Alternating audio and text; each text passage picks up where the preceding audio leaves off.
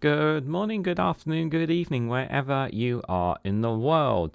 This is Reganelite here. Hello, everyone. Hope you're all doing well. Welcome to another episode of Snowflake Conflict, episode 4, where we cover various conflicts in the world. We're going to be covering a bit of Sudan, Israel and Gaza, Israel and Hezbollah, and the war in Ukraine, and a little bit on Myanmar if we get enough time today, guys.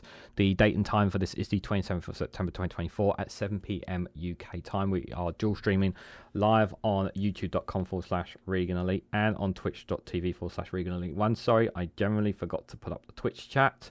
My sincere apologies. Good to see you, Mad Monk. I hope you're doing well, buddy. Hope you're ready for the weekend like I am.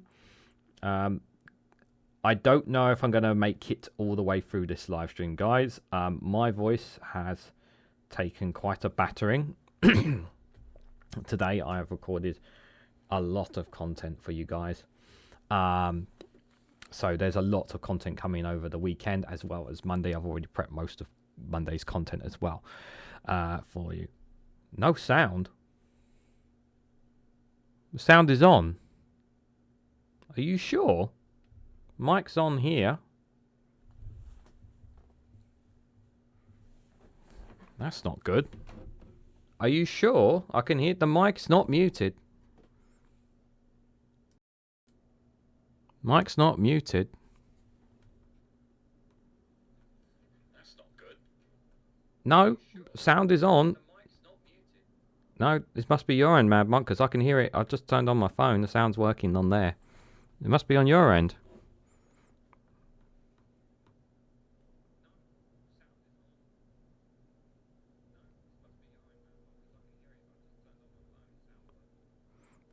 Hi, Doc Davis. Yeah, you've got sound there. Yeah, I thought it was sound. Yeah, because yeah, I can normally tell here on the front if it's not working. Anyways, guys, just before I start, I just want to clear something up. So I shouldn't do this. I know I shouldn't, guys. I don't like to embarrass or humiliate people. But as you guys know, I use X. I use X quite a lot. I use it mainly for wrestling rather than talking about news and politics or responding to tweets about news and politics. Normally, I'll just like a tweet and that's it. Sometimes I'll retweet something in the political world. Very rarely do I actually comment on something. I'm very careful about what I comment on because sometimes if you say something, you can trigger the wrong kind of messages. And you have to be careful, basically. And I'm very much at the type of that. If you try to engage me in a negative way, I just block you on Twitter. And I'm just going to share with you this. This happened not too long ago today. So what happened here? So basically, this video here, obviously this was about Labour, obviously defending themselves about the donations and whatnot. And I put a very simple tweet, which is very understandable. I responded saying it's called conflict of interest, always has been, it needs to change. And this guy basically asked me to define the conflict, which I thought was very stupid, considering this is someone that loves the NHS there, that has a big following as well, which is a bit weird. And yeah, and I responded by saying, I'm not your mum, Google the word, because it's really not rocket science to defy the word. He responded with an insult, and then I ended up blocking him. And I just want to put this out there. If you're going to follow me on Twitter, if you're going to respond to me on Twitter, at least have it constructive. If you're going to be negative in any way, shape, or form, I'm just going to block you. Unless you're in my inner circle, and there's a very selective group of inner circle people on Twitter who I know, who are very, very good, and are not stupid. If you're going to come on Twitter and you're going to say something that's going to antagonize me anyway, you're just going to get blocked. So I just wanted to put that out there. I hope that person is not. I hope that person, if he's watching if he or she is watching, I question your love for the NHS if all you've got better things to do is, start arguments with people on Twitter when it's just not neat. I mean, I know I get them in the. I know I've got them in the on the GB News video because they're very angry and they want me to they want me to do the same for the other media outlets, and I'm like, well, no, they're not owned by most of the media outlets are not run by Sir Paul Marshall, who intends to destroy and manipulate people for his own interest and not in the interest of the British public. Right. Anyways, away from that, let's come to the news that we're here for, the Snowflake conflict. So the first one I got for you guys is Sudan's army launches a push to retake the ground in the capital. So a while back, while this conflict has been going on in Sudan, a while back, the Rapid Support Forces actually took control of the capital. Pretty much when the conflict really kicked off last year, and they've had control of the capital since. So it seems like the army is looking to bite back basically on this, and to try and retake the capital here. I mean, personally, I would rather just have a ceasefire and they sit around the campfire singing Kumbaya, but we know that's not the case, guys. We know that this conflict did not need to happen, and it was. And I've said this before, and I'll say this again. This is because of two army generals who lust for power got to the better of them, and that's why so many displaced people are suffering as a result of this happening. As I've said this before, there is lots of accusations of the Rapid Support Forces being accused of committing some war crimes, of genocide, of murder, rape, and worse, on innocent people. Although people have said that there is some from the Sudan army, I've not actually seen it. So, but I'm not saying it's not happened out. It's not on both sides, but I hear it more about the Rapid Support Forces rather than from the Sudanese army. So let's read into this, guys. So Sudan's army launched artillery and airstrikes on the capital on Thursday in its biggest operation to regain ground there since early in its 17th month war with the Rapid Support Forces, witnesses and military sources have said. The push by the army, which lost control of most of the capital at the start of the conflict, came ahead of an address by its commander, General Abdel Fattah, at the United Nations General Assembly in New York later in the day. I wish he was. I don't like that he was allowed to attend the United Nations. I know people have griefs with like the Iran president, and then the Iran president and the Israeli prime minister obviously being there. But yeah, this guy is just as bad as them. It does grind my gears that he got to. I haven't actually seen the speech from him. I'm going to need to go and see what he said, but yeah, that's really annoying. Witnesses reported heavy bombardments and clashes as army troops tried to cross the bridge across the Nile connecting to the three adjoining cities. They make up the greater capital Khartoum, Omdurman, and Abari. The army is carrying out heavy artillery strikes and airstrikes on Harifka and Shambat. Ahmed Abdullah, a 48-year-old resident, told reporters by phone, referring to the areas of Bahrain close to the river. The sound of explosions are very loud. Video footage showed a black smoke rising above the capital, and the booms of the battle could be heard in the background. So army forces said sources have said their forces had crossed bridge in Khartoum and Bahrain. The RSF told veterans it had thwarted the army's attempts to cross the two bridges in Khartoum. Veterans could not independently confirm the accounts. Yeah, the problem is, guys, we can only go by what sources and what the two sides are saying on this conflict, because they don't have journalists in Sudan, because their safety is not guaranteed. That's the problem. Jao, good to see you there. I hope you're doing well, and anybody else who's lurking, I hope you're all doing well.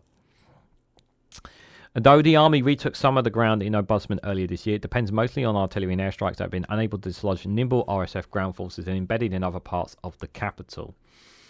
The RSF have also continued to make advances in other parts of Sudan in recent months, in a conflict that has caused a vast humanitarian crisis, displacing more than 10 million people and driving parts of the country to extreme hunger or famine. And yeah, this is really this has been one of my biggest criticisms about Sudan.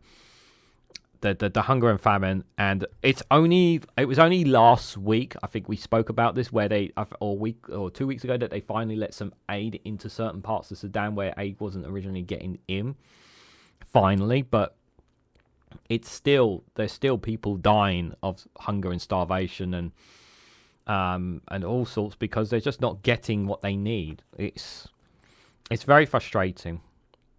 Diplomatic efforts by the United States and others powers have faltered, with the army refusing to attend talks last month in Switzerland. Yeah, that wasn't helpful. This month, the battle for control of Al-Fashir, the capital of North Darfur state in the west of Sudan, has also intensified as the RSF tried to advance from positions surrounding the city against the army and allied former rebel groups. Al-Fashir is the last army holdout across the Darfur region, when the UN and rights groups said the RSF and its allies have led ethnically targeted attacks and the humanitarian situation is particularly crucial. The RSF have denied being behind the violence. The UN Human Rights Office said on Thursday it had documented summary executions, sexual and gender-based violence and abductions of women and young men in Al-Fashir, in addition to a rise in civilian casualties. From bitter past experiences, if Al-Fashir falls, there is a high risk of ethnically targeted violations and abuses, including summary executions and sexual violence by the RSF and allied militia, UN Human Rights Chief Volker Turk has said. And this is something that's been happening. This has been a thing that I've spoken about in the past that's been happening in Sudan. The UN Security Council and Security General have also demanded an end to the siege of Al-Fashir, home to more than 1.8 million residents and displaced people. The war began when tensions between the RSF and the army, who had been jousting for position ahead of an international-backed transition to civilian rule, erupted into open conflict. No, they both got greedy is what happened. Because because they would not coexist with each other. The army and the RSF had previously shared power after staging a coup in 2021, 2 years after veteran autocrat Omar al-Bashir was toppled in a popular uprising. And the thing is, it's like, I don't see how this conflict is going. Like, the only way this conflict is going to end is if a ceasefire is agreed, and like one army has, basically the two armies have to become one. But but there's so much history here. I just don't see it happening right now. There's just no love lost whatsoever with these two sides. There really is not, especially the generals, and innocent people are suffering as a result of it. The innocent, the civilians, and this is when people complain about migration. This is the thing that really grinds my gears, guys, because I've said this in other videos, and I'm going to say it here. If you don't help these nations, these nations who are poor, these nations who are in conflict, these nations who have dictators running them, if you don't help these nations, I literally did the recording for the world premiere today on Venezuela, for example. About how people are literally fleeing there. If people are fleeing that Venezuela now after that election because they don't want to stay in the country. They've got nothing else to do. So where are they going to go? Some of them will go in Costa Rica. Some of them will go to Panama. Some of them will stay in other South Americans. But most of them, guess where they're going to go? The United States of America. More migration. And guess what? If someone had done something about that, done something about Venezuela, would those people have to flee to the US? No, they would not. Same thing here. If international bodies, international nations did more to get a ceasefire here, would we have thousands, hundreds of thousands of people from the likes of Sudan, from some of these African nations, from the Middle East, fleeing to Europe because they see Europe as a sanctuary to them? Would we have the high levels of migration that's been happening since then? Yes, you can add climate change as a factor to these as well. But migration would be so much lower if we did not have these conflicts. It would be so much lower. Because there are many, many people who migrate not because they want to, but because they have no other choice. And if you ask a majority of people who have fled wars and conflicts and whatever, and all these reasons, many will say it's not because they don't love their country, it's because they want to live in their country and they're proud of where they've come from, but because of what's happening there, it's unfathomable to them. And it's the same here with Sudan. What are you guys saying in the chat? I don't do face chat, Snapbook, or Twitter. This is full of stupid people. No offense, Reganelite. None taken, Mad Monk. None taken. There are some very, very good people that I interact with on X. There are some very good people, but yeah, you will always get bad people. It's the same in any social media, to be fair. Same here on YouTube.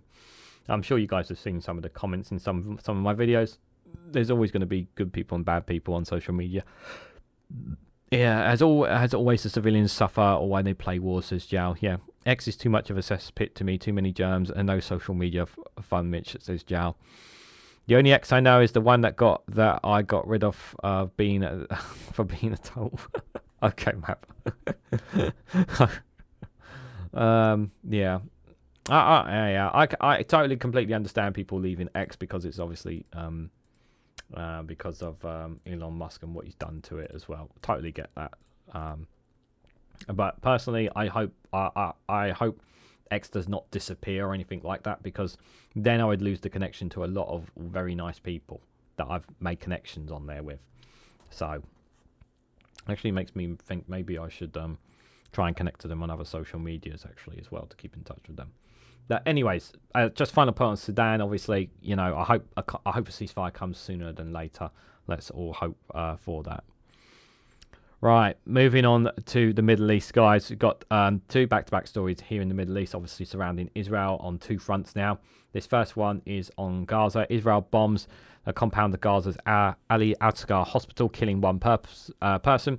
Assault targets areas sheltering displaced Palestinians, destroying 18 tents and injuring 7 people. Do you know what's really infuriating, actually, before we even get into this, guys? So I listened to Netanyahu's speech at the UN today.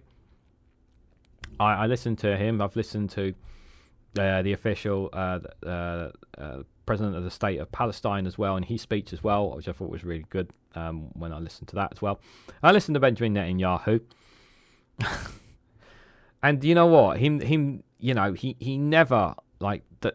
You know what really infuriated me the most? It's not what he said, was the crowd that was in the top banisters cheering him on. Cheering him on, everything he was saying. And it was just infuriating, just absolutely infuriating. It really, really boiled my blood. And he brought up that charter, that board again, about his mega highway he wants to build between connecting Europe to Asia through the Middle East and completely disappearing of Gaza. He brought that sign up again. And then he brought up a second sign saying, a second one of, and he smudged certain countries in black, saying like, bad, this is what will happen if we don't, I'm not even going to go into what he said because it's just it's infuriating. But, like, does not give a damn about what he's doing, thinking that what they're doing is perfectly justified. They know they can put down the weapons, but we know that Benjamin Netanyahu is doing this for political reasons, not just obviously appeasement to Israelis who are forced displaced out of their homes because of what's happened in northern Israel, but not just obviously what happened October 7th. This is political. It's political games as well for them. So the Israeli military has bombed the compound of Al-Aqsa Martyrs Hospital in central Gaza, killing at least one person, injuring another 7, and destroying more than a dozen tents. The deadly attack on Friday is the latest to hit the medical facility, which has been sheltering displaced Palestinians for months and has been facing a severe shortage of medical staff, equipment, and medicine. The hospital is the only functioning facility in central Gaza, treating thousands of Palestinians several times since October 7th. Israel's bombarded the hospital in Deir al-Bashir, which is also one of the few areas still considered safe for those displaced several times from other areas to shelter. Reporting from the hospital, Al Jazeera's Tariq Abdul Azram described the destruction at the site as excessive as he points to the crater that resulted from the strike. What's their excuse for hitting the hospital? Oh, there's another Hamas command center there. Is that what they're going to say? Just like every other hospital and school, that's what they're going to claim, yeah? They're going to say that, yeah? Palestinian refugees have left everything they have here, and they are completely destroyed, even the blankets, mattresses, and beds, he said. Some components of the Israeli weapons used were also found at the site, and one piece clearly showed that it was manufactured in the United States, according to Abdul Azlam. America is responsible. The representative for the state of Palestine at the UN actually acknowledged American citizens who are standing in solidarity with them. I thought that was a nice touch as well. But yeah, this is infuriating. This is the U.S. government responsible, not its citizens. The U.S. government are responsible for this, for giving them. And you'll see a short story drop either tomorrow or on Sunday, where Israel had been given an aid package, a big aid package from the United States as well. Stephen Banker, good to see you, buddy. Hope you're doing well. So yeah, another big aid package to Israel, because obviously they need it. Israeli forces have repeatedly and deliberately targeted medical facilities in the enclave, acts described as war crimes under the Geneva Convention. Why does I have so many emails, I don't know why that email keeps popping up there. Al-Aqsa is a place where people are trying to be protected after Israel's massive ground incursion. But people in this place are no longer feeling safe because of the repeated Israeli attacks, said Adu Azem. Elsewhere, 4 people were killed in separate Israeli strikes in their home in Jabba refugee camp in northern Gaza, according to Al Jazeera's team on the ground. Remember, Al Jazeera now they are at threat now. They are even more at threat because obviously they got kicked out of their broadcast building in the West Bank that was controlled by Palestine. They were kicked out of there. And they got kicked out of their other building. They got kicked out in Jerusalem, I believe it was a while back as well. Al Jazeera are considered a terrorist state by Israel because they believe that they are working with terrorists. I don't know what the evidence they have, but that's what they're claiming.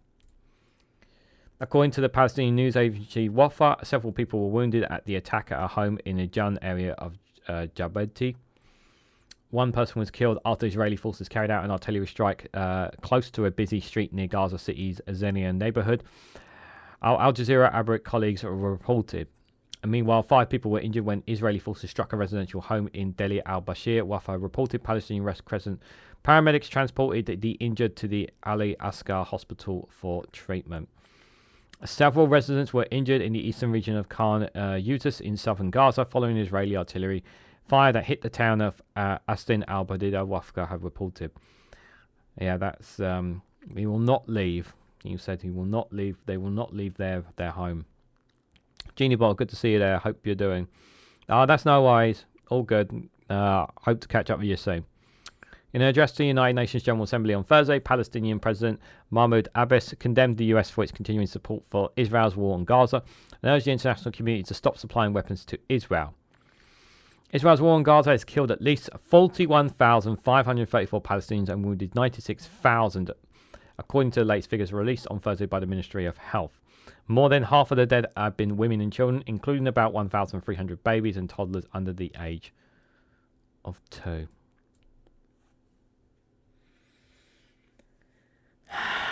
Babies and toddlers. So we're not just getting women and children, we're now getting babies and toddlers numbers. That makes me sick. Martin, good to see you there. I hope you're doing well. Hi, all coming over from Daily Blase. Yes, anyone coming over from Daily Blase, hope you guys are doing well. Yeah, I had 1,300 babies and toddlers have died under the age of 2. Babies! But obviously, you know, they're all Hamas. Apparently the babies are terrorists, aren't they, according to Israel? It's sickening. It is sickening, guys, I know.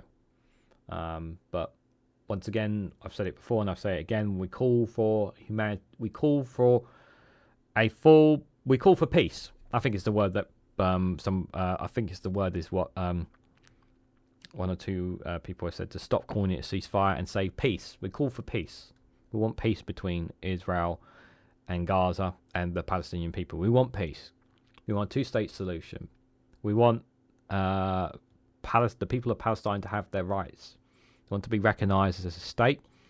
We want them to have their own land, to have their freedoms and the freedoms that we have. We want them to be able to have their own economy, to be able to grow and prosperous on their own, to have the same rights that you and I and everybody else here have, who are fortunate enough to have. That's what we want them. We want them to have the same dignified lives that everybody else has. We want peace because we want both sides to coexist with one another, work with one another, to prosper with one another, rather than this negativity and hatred that they have for one another. I generally believe that can happen. I don't know when, I don't know how, but we have to continue to believe in it. I know it sounds impossible, guys, but we have to try and believe and try and keep the faith is another word to describe it.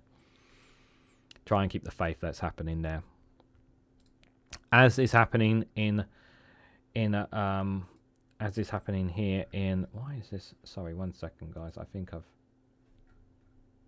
I messed up? I have messed up the lining of it. Okay, sorry about this. As is in Lebanon as well, guys. So Israel said it struck Hezbollah's headquarters in a huge explosion that shook Lebanese capital. This was literally about an hour ago, guys. Daily Blase, thanks for popping in. Good to see you, buddy. Hope you're doing well. And yeah, I forgot it's 5 o'clock. I thought for some reason you'd started at 6, but no, you start at 5. I have to remember that now. I have to remind myself it's 5 p.m. Yeah, I'm pretty sure I need to remind myself of that. But yeah, if you're not subscribed to Daily Blase's YouTube channel, youtube.com/Daily Blase, does lots of wonderful content on there, so do go check out his channel, guys. Yeah, so this was obviously just an hour ago. I don't think the ground, as far as I'm aware, the ground invasion has not started, but obviously they're building up for a ground invasion because there was talk about it as well. And yeah, like I said earlier, if you didn't see, like, I did watch the speech that Netanyahu made, and he's made it very clear that his intention is to basically go in, he's claiming that every single hospital, every single home has missiles and whatnot that are firing from the south of Lebanon by Hezbollah into Israel. This is his claim. So I can just see the whole south being completely decimated to the ground in a desperate to make it sound like they've got to wipe out everything to basically treat Lebanon in the same way that they are treating Gaza. I think all flights have kind of stopped, as far as I'm aware. I think all flights have stopped going in and out of the Beirut capital, as far as I'm aware. I think there were one or two a few days ago, but I don't know if they're still running. Just before I carry on, Martin Brisk, thank you so much for the 10 gifted memberships. That's very kind of you. Thank you. I really appreciate that. That's very generous of you. Thank you. I really appreciate the support. Thank you so much. For some reason, it's not telling me who you gifted memberships to, which is a bit weird. But I really appreciate that support. That's very kind of you. Ted Boy 1 as well. Good to see you there. I hope you're doing well. And anybody else lurking in the chat. Yeah, thank you. I appreciate the support. I really do. Thank you. Let's get stuck into this, guys. So, while I still have a voice. So Prime Minister Benjamin Netanyahu's office said the Israeli leader is cutting a short visit to the US and returning home. The office made an announcement shortly after a massive Israeli airstrike on Hezbollah's headquarters in Beirut. Yeah, there was missile strikes at the capital as well. They were reporting, I know, as well. Netanyahu in New York to address the United Nations had been scheduled to stay in the US until Saturday night after the end of the Jewish Sabbath. Israeli politicians do not normally travel on the Sabbath except for matters of great importance. Yeah, this is still updating. The Israeli military said on Friday it struck central headquarters of Hezbollah in Beirut, where a series of massive explosions leveled at multiple buildings, sending clouds of orange and black smoke blowing into the sky. The strikes in the suburbs south of Lebanon's capital came shortly after Israeli Prime Minister Benjamin Netanyahu addressed the UN, vowing that Israel's campaign against Hezbollah will continue. His comments further dimmed hopes for an international-backed ceasefire aimed at preventing a spiral into all-out war. The three major Israeli TV channels said Hezbollah's leader Hassan Nasrallah was the target of the strikes, but the unsourced report could not immediately be confirmed by the Association Press. And the army declined to comment, but given the size and the timing of the blast, there were strong indications that a high-value target may have been inside the building struck. Yeah, there was talk of the commander being... There was talk... I don't know if this is the same commander, but there were talks of high command people in Hezbollah who have been killed. I'm not 100% sure on that. Mark Wilkie, good to see you there. I hope you're doing well. Yeah, It didn't do the other night when I gifted memberships. I think YouTube has a problem. Yeah, it might be. It might be because I changed the system on my end, but the memberships possibly because I cancelled the $2.99 memberships. But I have seen the increase in memberships. But it takes a day or two for it to update on my analytics. But there has gone. I believe it has gone. It has gone through because the numbers have increased in memberships.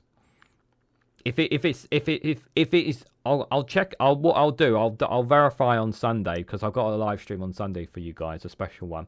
If it's not updated, then I will ask people not to until I can sort it out. I'll have to try and get in contact with someone from with YouTube just to have a look at it, possible. But as far as I'm aware, I believe it is working. Yeah, because if the money's gone from your bank account and the memberships tallies are going up on mine, then it's definitely working. Obviously, if it's not, then obviously that's a major issue. But I'm 99% sure it is.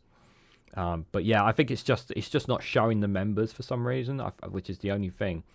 But I'm definitely seeing the increase in memberships. To a degree unseen in past conflicts, Israel this past week has aimed to eliminate Hezbollah's senior leadership in another sign of the strike's importance. Defense Minister Yoav Gallant's office said he was huddled with the head of Israel's Air Force and other top commanders in military headquarters. Friday's bombings were the most powerful seen yet in the Lebanese capital in the past year. Israeli Army spokesperson Rear Admiral Daniel Hagli said the strikes targeting the main Hezbollah headquarters located beneath residential buildings, 4 buildings in the Helik neighborhood of Del Ali was reduced to rubble. If I mispronounced the names, I do apologize. Bear in mind, I've recorded more than 20 videos today. Hezbollah's El Manir TV had reported the blast rattled buildings and shook houses with some 30 kilometers, that's 18 miles north of Beirut. Ambulances were seen heading to the scene, sirens wailing. Officials at a nearby hospital said it had received at least 10 wounded, 3 critically injured, and 3 critically, including a Syrian child. Israel dramatically intensified airstrikes in Lebanon this week, saying it is determined to put an end to more than 11 months of Hezbollah fire into its territory. The scope of Israel's operation remains unclear, but officials have said a ground invasion to push the militant group away from the border is a possibility. Israel has moved thousands of troops towards the border in preparation. At least 25 people were killed in Israeli airstrikes early Friday. Health Minister Faraz Abed said, bringing the death toll in Lebanon this week to more than 720. He said the dead, including dozens of women and children. A pre-dawn strike on Friday in the morning at the sunny town of Jebel hit home, killing 9 members in the same family, the state news agency has said. A resident identified the dead as Hassan Zara and his wife Ratibia, their 5 children and 2 of their grandchildren. At the UN, Netanyahu vowed to continue degrading Hezbollah until Israel achieves its goals. Netanyahu's comments have dampened hopes for a US-backed call for a 21-day truce between Israel and Hezbollah to allow time for diplomatic solution. Hezbollah has not responded to the proposal. No, Hezbollah have made it very... Hezbollah and the Yemen Houthis and the Yemen Houthi rebels and Iran, their positions are very, very clear on this. Yeah, if we want de-escalation, then we need to have peace between what's happening in Gaza and Israel. We need peace. Unless there is peace, then this will continue, as will the missile strikes that are firing from Yemen's Houthis into Israel, because they will continue to do so. It will continue. Iran-backed Hezbollah, the strongest armed forces in Lebanon, began firing rockets into Israel almost immediately after the Hamas October 7th attack, saying it was a show of support for the Palestinians. And since then, it and the Israeli military have traded fire almost daily, forcing tens of thousands of people to flee their homes on both sides of the border. An Israeli security official said he expects a possible war against Hezbollah and would not last for as long as the current war in Gaza, because the Israeli military goals are much narrower. Yeah. I'm seeing the memberships in comments, members I've not seen before who have definitely been gifted memberships in comments on videos. So I know that. So yeah, thanks for that, Bad Monk. In Gaza, Israel has vowed to dismantle Hamas's military and political regime, but the goal in Lebanon is just to push Hezbollah away from the borders with Israel. Not a high bar in Gaza in terms of operational objectives, said the official who spoke on the condition of autonomy due to military briefing guidelines. The Israeli military said it carried out dozens of strikes over the course of 2 hours around the south on Friday, including the cities of Sidon and Nabida, and said it was targeting Hezbollah rocket launchers infrastructures. It said Hezbollah fired a volley of rockets towards the northern city, Israel, of Tiberias. In the southern Lebanon city of Tariz, civil defense workers pulled the bodies of 2 women from the rubble on a building brought down by the strike.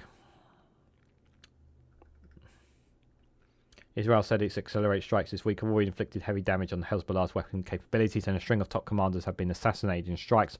Officials have suggested it's limiting fire of missiles and rockets this past week to show it's been set back. But the group boasted a large arsenal of rockets and missiles, and its remaining capabilities remain unknown. Hezbollah officials and their supporters remained defiant. Not long before the explosions Friday evening, thousands were massed at another part of Beirut suburbs for the funeral of 3 Hezbollah members killed in earlier strikes, including the head of the group's drone unit, Mohammed Salah. Men and women in crowds waved their fists in their triumph. We will never accept humiliation as they marched behind the 3 coffins wrapped in the group's yellow flag. Hassan Falah, head of Hezbollah in Beirut, said in a speech that no matter how many commanders Israel kills, the group has endless numbers of experienced fighters who are deployed all over the front line. Fadillah vowed that Hezbollah will keep fighting until Israel stops its offensive in Gaza. We will not abandon the support of Palestine, Jerusalem, and the oppressed Gaza, Falah said. There is no place for neutrality in this battle. Excuse me. Yeah, this is going to be all out war if it's not already. Pretty much, it's just a case of ground forces going in. But I also I think Camderbeer. I can't say your name properly on Twitch. Good to see you there. I hope you're doing well. It looks like they just got Lebanon's HQ today. They definitely, this article I just read is just in the last hour or so. So they have been striking the Beirut capital. They have been, that's for sure. Anyway, good to see you. I hope you're doing well. Yeah, this ground invasion is going to come soon. But it looks like they're going to keep compounding. I don't know when it's going to be. Obviously, there were talks about they are preparing on the border. But this is not like Gaza, where the people inside are, you just have Hamas fighters no. This is going to be really dogfight, and it's going to be bloody, and more lives are going to suffer as a result of this. And it's a real shame as well. It's a real shame. Where is Iran, you think? Iran is on the side of Lebanon, Hezbollah. They are supplying and they are supporting. And don't make no mistake about it. They will. While it's very obviously they don't share a land border with Israel, they will try and help out as much as they possibly can against Israel. Them, Hezbollah, Hamas, the Houthi rebels, they're all part of the axis of resistance there. And I don't accept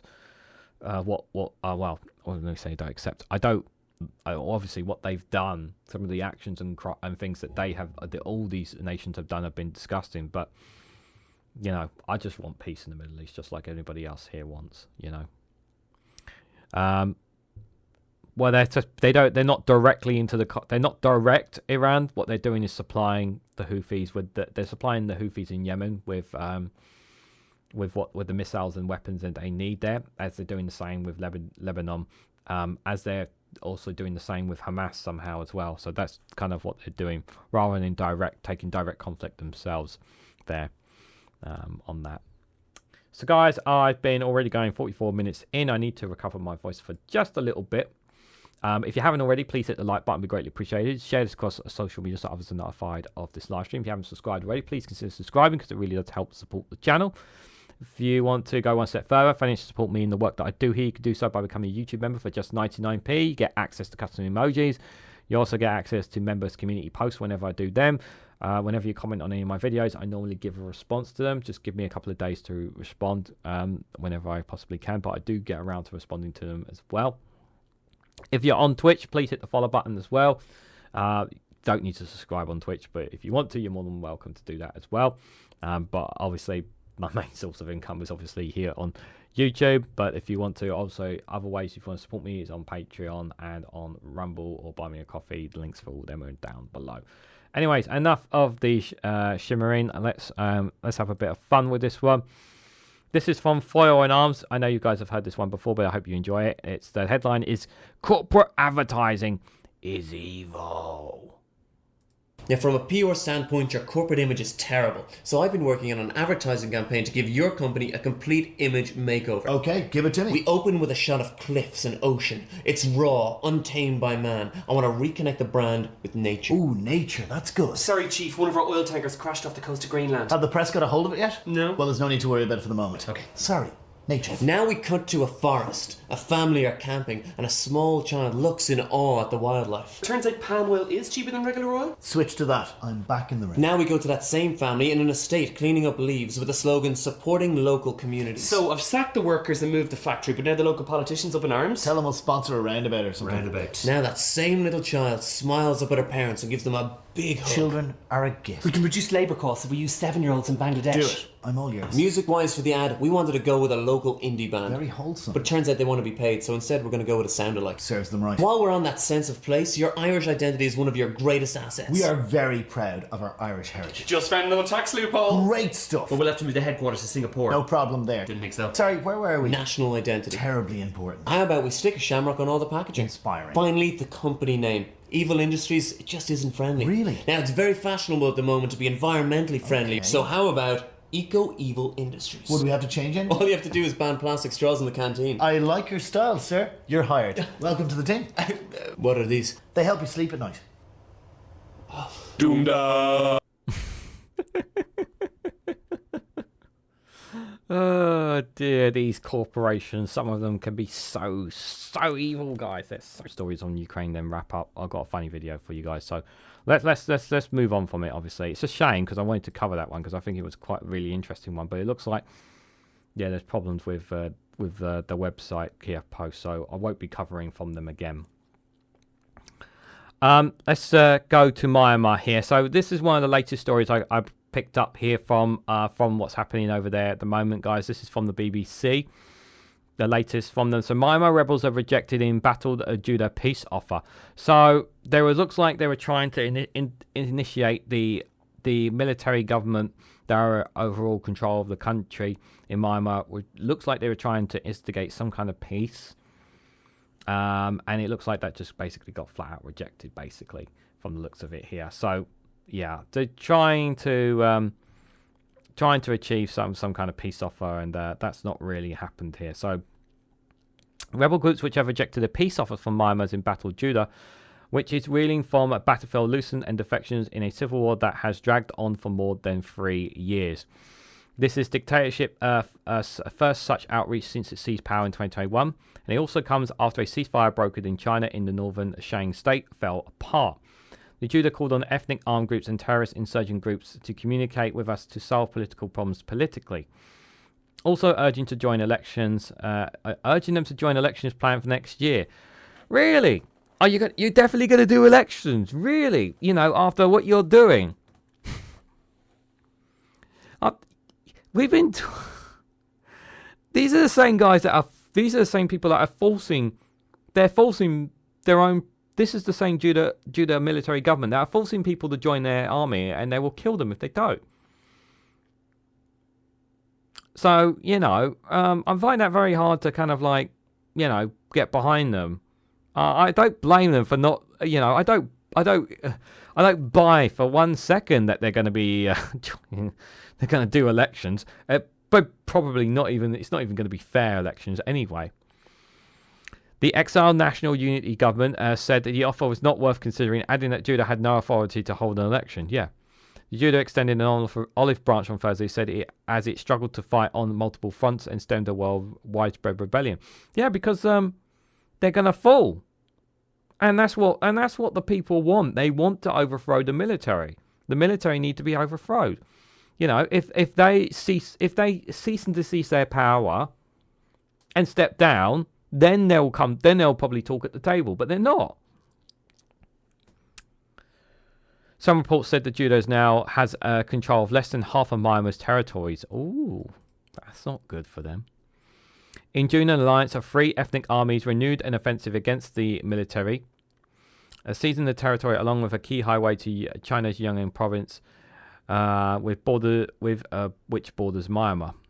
The fighting near the border of the Shang state has blocked China's ambitious plans to connect its landlocked southwest to the Indian Ocean via Myanmar. Yeah, we talked about that before.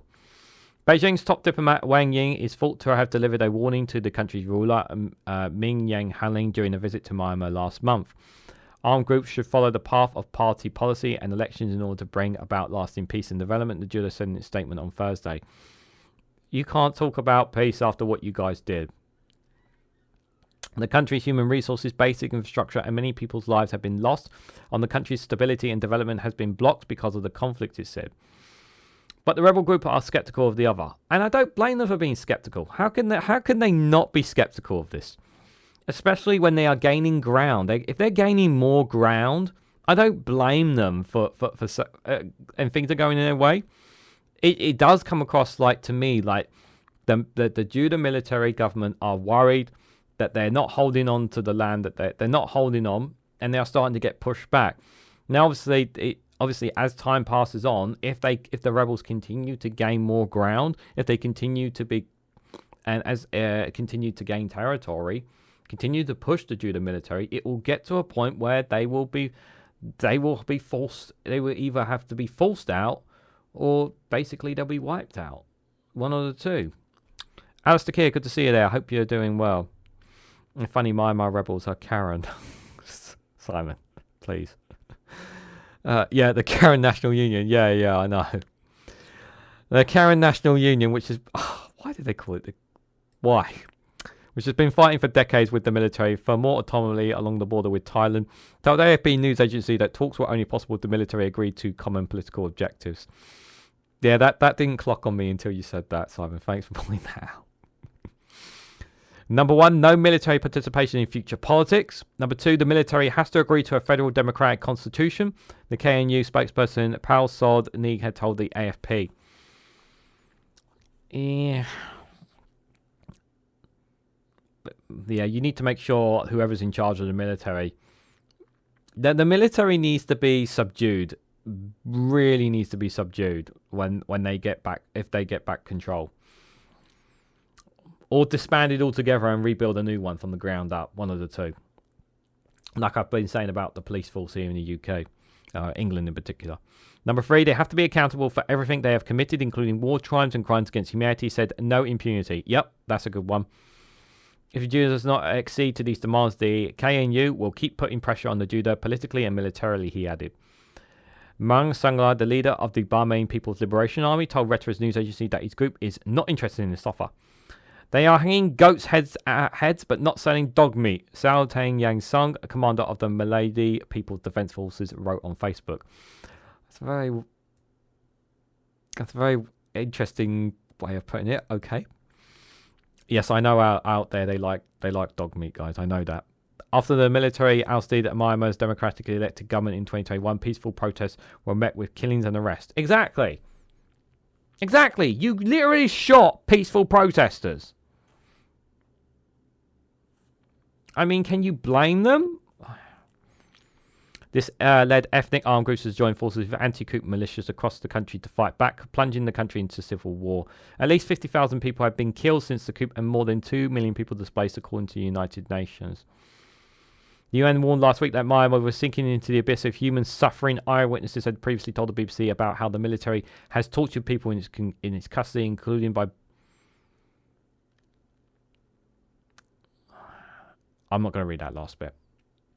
You can see it there on the screen.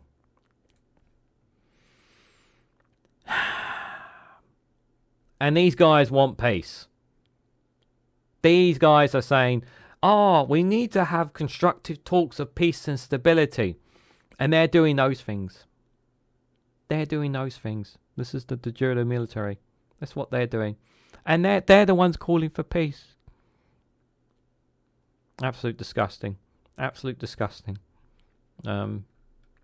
What they have done, the Judo military. Absolutely shameful. Every single one of them responsible needs to pay for their crimes. But I also want to point out as well another thing. This is quite important as well. Before we move on, there are a lot of the military, a lot of the soldiers have been forced into the army against their will, as I said earlier. I generally hope that they do not suffer as a result of them being forced into the military, forced to shoot against their own brothers and sisters.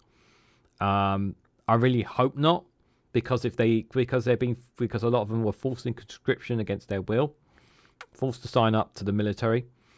So I do hope that they take that into consideration when all things said and done, whether it is by surrender or whether it is by overthrowing the government. I do hope they take that into consideration when they capture a lot of the military, some of these military soldiers, knowing that many of them have been forced against their will to join the army in a desperate attempt to keep the numbers on their side, the Judah military. And I really do hope they take that into account when they decide some of the actions. Obviously, the top brass generals and commanders and whatnot, obviously all of them, they need to face the full wrath of the law and the most harshest of punishments on them, absolutely, because of what they have done. But it's the ordinary soldiers. I'm very conscious about what they would do to the ordinary soldiers, especially those who have been forced against their will to fight against their brothers and sisters. And I think that's really important to add there, because many of them were told if they didn't join, they'd die. They would kill them. They would literally kill them if they did not conscript to join the army against their will. So I think that's really important.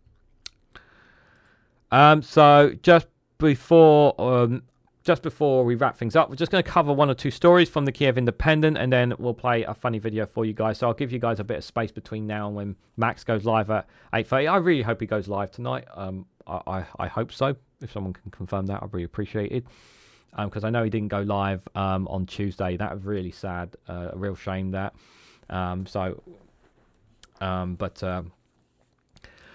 But first one I've got here for you guys. Oh, Alistair, thank you so much for the 10 gifted memberships there. Yeah, for some reason it doesn't show me who you gift memberships to anymore for some weird reason, which is a bit weird. But thank you for the gifted memberships, my friend. I appreciate the support. I'm popping in and out, Jazz, watching delivery. You don't worry, Mad Monk. There's plenty of people here. You're good, buddy. You're good. No, thank you for the 10 gifted membership, my friend. I appreciate the support. And Martin earlier, who gifted memberships as well. Thank you, guys. I appreciate it. Anyways, let's get right into this. Yeah, so we can still talk about the war in Ukraine. Just can't talk about that piece earlier because I had weird issues with the computer. So this one from the Kiev Independent, and we'll cover other ones as well. Ukraine's Achilles drone strike battalion released a video of a failed Russian assault in the Kharkiv Oblast here. A Russian assault near the village of Pruskin in Kharkiv Oblast was repelled, and dozens of vehicles and damaged and destroyed. The Achilles drone strike, a battalion of Ukraine's 92nd Separate Special Forces Brigade, had claimed today. The commander, Yuri Fedorchenko, said Moscow's forces had attempted an advance towards Kolovishka and Kalaviskita the previous day, using around 50 armed vehicles and troops. Footage shared by Fedorchenko showed repeated Ukrainian FPV drone strikes on Russian vehicles, which reportedly destroyed 14 and damaged 26 pieces of Russian military equipment, including infantry, fighting vehicles, and tanks. The Kiev Independent could not verify these claims. Etc. Hushi, good to see you there. Hope you're doing well. Pruskin is located some 30 kilometers, 18 miles from the town of Kharkiv in eastern Kharkiv Oblast. 20 engagements took place in the Kharkiv sector over the past day, Ukraine's general staff has said. Another Russian attack was repelled in the Kozgol sector in Donetsk Oblast, the Ukraine's 79th Targan Air Assault Brigade said on September 22nd. And this week, Ukrainian forces also recaptured an aggressive plant in the town of Voskis in Kharkiv Oblast. Ukraine's military intelligence have reported. The intense fighting in the area has decreased somewhat compared to other sectors in Ukraine's east, in Poskis, Volskis, and Tuskich there.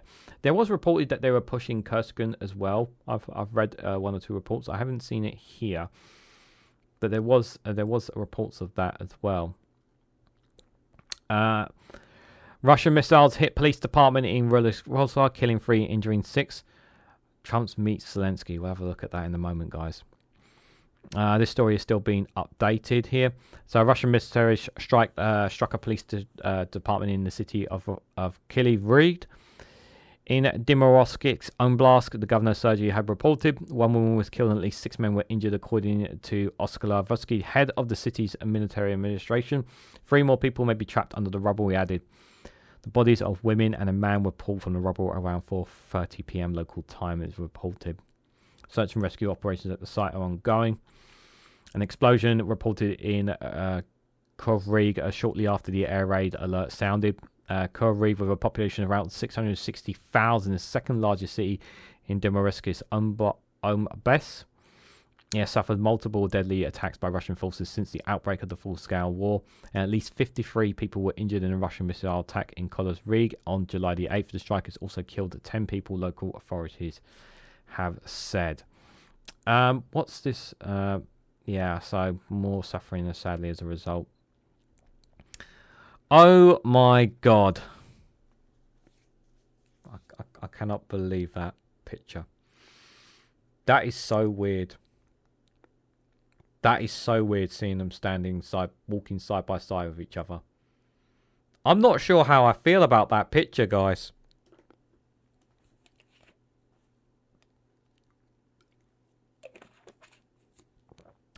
I'm really not sure how I feel about seeing them together. That makes me feel very uncomfortable. Trump meets with Zelenskyy, said his views on ending the war as soon as possible have not changed. Am I seeing properly? You are seeing properly. This is from today. Ukrainian President Volodymyr Zelenskyy and Republican presidential nominee, former US President Donald Trump, gathered for a meeting in New York City today. This picture was today. No, it's a real picture, guys. That is a real picture of them together. This was today in New York City. So Ukrainian President Volodymyr Zelenskyy said everything possible must be done to force Russian President Vladimir Putin to end the war in Ukraine. Zelenskyy made the remarks today after meeting with Republican presidential nominee Donald Trump in New York City. This war should not have started. I think the problem is that Putin killed so many people, and of course we need to do everything to pressure him to stop the war, Zelenskyy said in a joint interview with Trump for Fox News. Oh, I need to find that. Zelenskyy met with Trump for the first time in 5 years during his trip to the US, when he held a series of high-level meetings with foreign leaders, visited the Scranton Army ammunition plant, and addressed the UN General Assembly. So he had a joint interview with Trump on Fox News. Ukrainian president also introduced Trump to his victory plan, which he had presented the day earlier to US President Joe Biden and Democratic presidential nominee Vice President Kamala Harris. I'm going to have a look for this video after this, guys. Let me finish reading this. Following the meeting with Trump, Zelenskyy emphasized that Ukraine seeks only peace and relies on continued US support for the ongoing full-scale war launched by Russia. Trump said he has learned a lot as the war continued, but noted that his views on ending it as soon as possible have not changed. President Zelenskyy wants to end it as quickly as possible. He wants a fair transaction to take place, Trump said. If I win the presidential election, we're going to have a very fair and I think a rather rapid deal. The war should stop, and the president wants it to stop, and I'm sure President Putin wants it to stop, and that's a good combination, Trump added. Oh, I don't like this. When asked how he sees the war ending, Trump evaded the question, saying it was too early to discuss, and both he and Zelenskyy had their own ideas on the matter. Yeah, I know. You guys have very different ideas. Zelenskyy and Trump did not disclose whether another meeting between them would take place soon. However, the Ukrainian president invited the Republican nominee to visit Ukraine, and Trump accepted the invitation. What? Why would you accept him? No! He's going to make a pit stop to the Kremlin first. Recently, Trump's rhetoric towards Zelenskyy and US support for Ukraine has become more critical. He has claimed that Zelenskyy wants Democrats to win the upcoming presidential election, referring to him as the greatest salesman on earth. Then why did you have a meeting with him then? Republican leaders on the 25th also accused Zelenskyy of interfering in the election by visiting an ammunition factory in US President Joe Biden's hometown of Scranton, Pennsylvania, hotly and contested battleground state.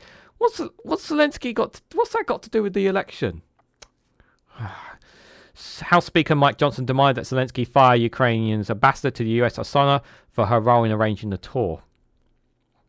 The Republican chair of the House Oversight Committee announced that he was opening an investigation into Biden's Harris administration alleged misuse of government funds. Zelenskyy also criticized Trump's plans for an end to the war in an interview with New York earlier this week. He called Trump's running mate, Republican Senator J.D. Vance, too rational and said that the war should not end at Ukraine's expense. Wow. Let me see if I can find this. Let me see if I can have a quick look, guys. I can probably find it. Let me have a quick look for you guys. I'm just going to have a quick gander what you guys are saying in the chat. Complete madness. Trumps want Ukraine to give up land, and that's theirs to appease the war. I'm just going to have a quick look, see if I can find at least a clip online for you guys, at least. At least a short clip. I'm not going to play the whole thing, obviously, because... but I want to find this... oh, my God. There they are. Together. There's a clip. Give me a second. Let me see if I can find the... There we go. Hold on. Let me get... This is so weird.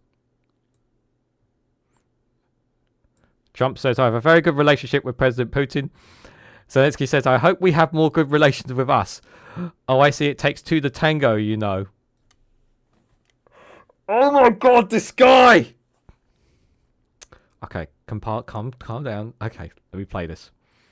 So we have a very good relationship, and I also have a very good relationship, as you know, with President Putin. And I think if we win, I think we're going to get it resolved very quickly. I really think we're going to get it resolved. I hope we have more good relations. We're going to have. Oh, I see. Yeah, but you know, it takes two to tango. You know, and we will. We're going to have a good meeting today.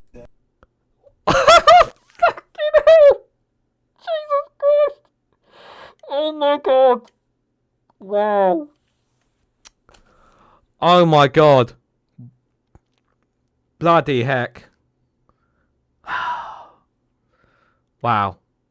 Just wow. I just cannot believe that. Wow. I'm just going to retweet that just so I can chase up on that later. Wow. Just wow. Blaming heck. This is bad. Yeah, it's... I'm kind of lost for words on that, guys. I'm kind of lost for words. Damn.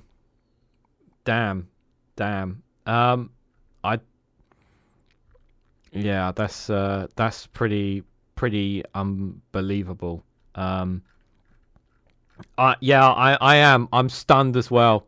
I'm absolutely stunned by that, guys. I'm absolutely stunned.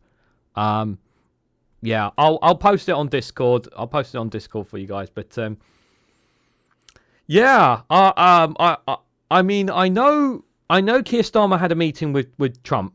I know Keir Starmer had a meeting with Donald Trump. I know that, and there was no photos taken or anything like that, as far as I'm aware, because everyone said they had the meeting. Obviously, Keir Starmer could not get a meeting with Kamala Harris. Apparently, they just couldn't make time for it. Apparently, but Trump made time to meet Keir Starmer, but. There was no pictures.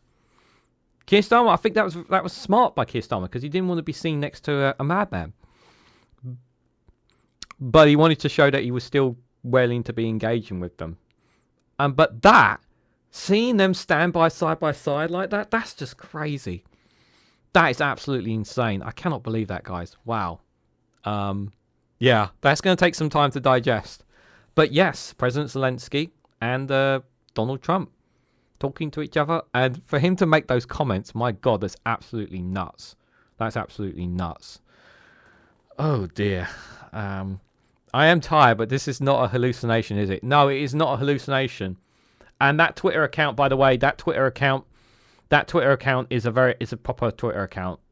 Republicans against Trump. I've used them very few times. They don't BS. They don't BS, guys. They don't BS. But Trump needs not to be president against his hands to get. Yeah, that is true. Why does Zelenskyy want to meet with Trump? I'm not sure who he knows who Trump is. He knows who Trump is. Do you know what? In all seriousness, guys, why did he meet with Trump? Because Trump could become the next president of the United States. Okay, he very well could. I know it sounds bonkers. It is still that possibility. It can still happen. And Zelenskyy has to put on a brave face. He has to swallow his pride on this. Because if Kamala Harris does not win this presidency, he's going to have to talk to Trump. And I know it's going to be bad for Ukraine. I know it is. But he's got to prepare. He's got to prepare for this. He really has to. So Trump was just transmitting the messages from Putin. Yeah. Ah, dear, oh dear. I can't hold back when it comes to Trump. No, you guys, you're more, yeah. On this, I totally understandable, guys. Totally understandable. Right, I'm going to play a funny video for you guys before we head out because did not want it to end on that note. But yeah, that was a bit bonkers. But I would not be surprised if you saw this clip later on, guys. But I have not seen this yet. This is from a very reliable.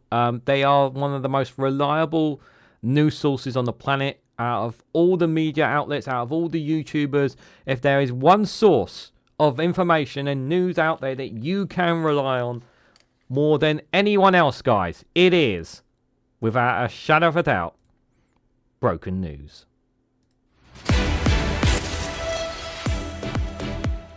Welcome to Broken News. The UK can breathe a sigh of relief after it was announced there would be no return to austerity.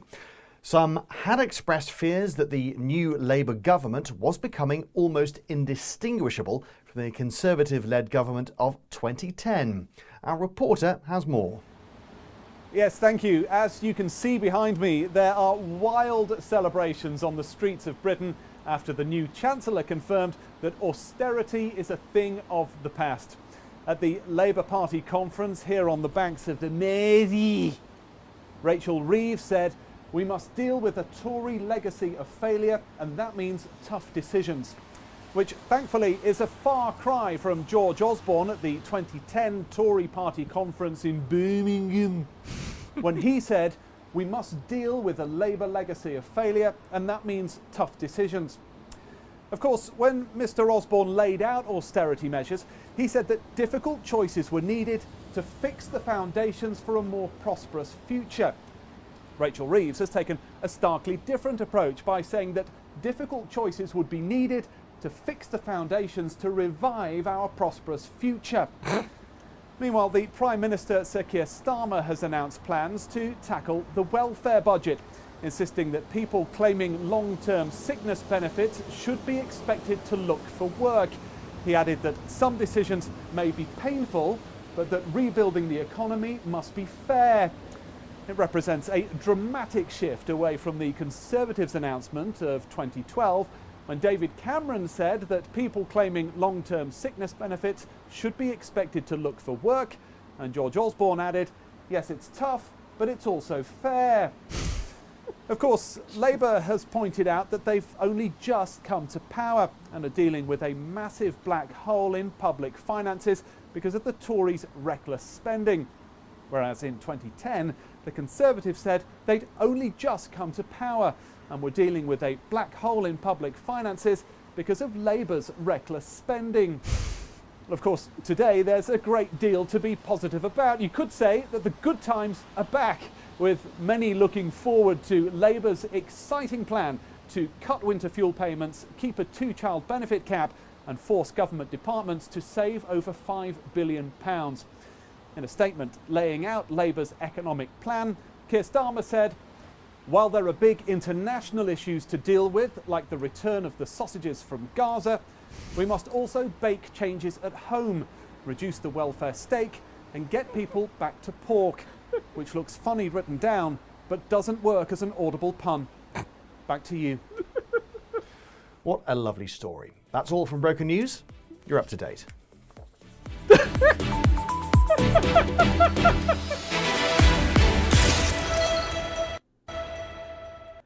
Oh, that was too good. That was brilliant. That was just too good. Oh, I really hope Max plays this later. I want to play it again. I want to hear it again. I don't know if he'll play it on his live stream or not, but I hope he does. I really hope he does, guys. That was too good. That was too good. Absolute brilliant.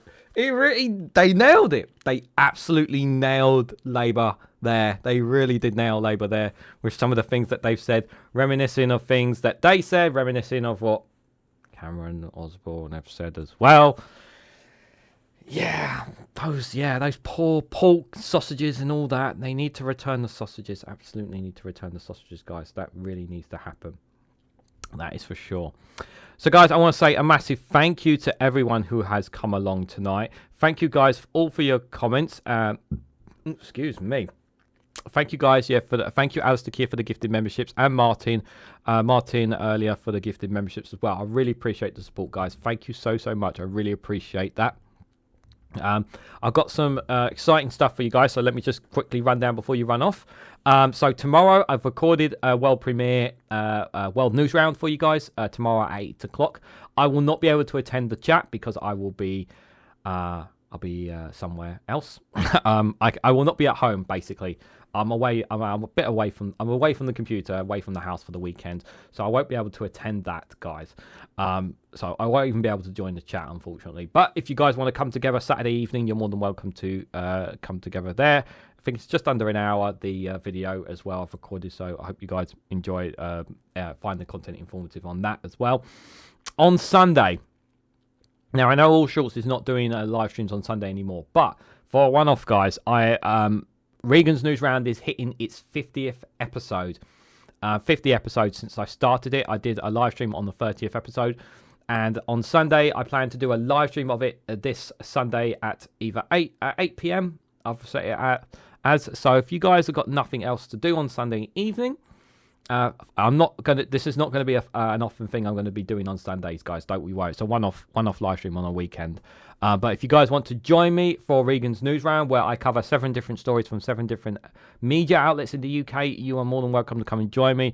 As not only do we cover the various stories, but we celebrate 50 episodes of that running show, which I think has done really well for itself. So a great milestone for Regan's News Round. It's mainly a premiere video, but I wanted to do it as a live stream for you guys, so you guys can interact with me on as we cover the news from that. So do come and join me for that. Content is already done on the channel for Monday as well. So I hope to see you guys there. If for whatever reason anything happens to my voice, which it shouldn't do, but I will let you guys know as well. On Monday. It should be fine anyway. I should be back. It should be all fine for Sunday. But yeah, if anything changes, I'll let you guys know. So yeah, again, I'll see you guys shortly over on Max's live stream. If I don't see you on Max's live stream, have a great weekend, whatever you guys doing. Take care of yourselves. Look after each other. Look out for one another as always. And remember, you can also join the Discord, which is free to join as well. You guys everyone is welcome to join it. It's completely free to join the community as well. There is a games night on Saturday night. I'll just should be a games night on Saturday night as well. I won't be able to attend that, but Lee Korn hopefully will be able to host for it, and he'll be joining me on Thursday for the last Snowflake talks that I have lined up for now, guys. So just before I go, what do you guys think? What did you guys think? Did you guys enjoy the show? Pingu said Trump was very, very nice. Which I don't agree with. Ollie is... Why is he always at a slant, Ollie? He can't look straight anymore, can he? And looks like Cash Dummy, the Cookie Monster, has got a bit more of a space there. So that's pretty nice there as well. So if you haven't already, guys, like the game behind me, please hit the like button. Be greatly appreciated. Share this across social media so others are notified of this live stream. If you haven't subscribed already, please consider subscribing and help me get to that 2,000 mark before the end of the year. And if you want to go one step further, financially support me and the work that I do here, you can do so by becoming a YouTube member for just 99p. Or join me on Rumble or Patreon for exclusive content on those platforms. So thank you all so much for watching, and I hope to catch you all very, very soon.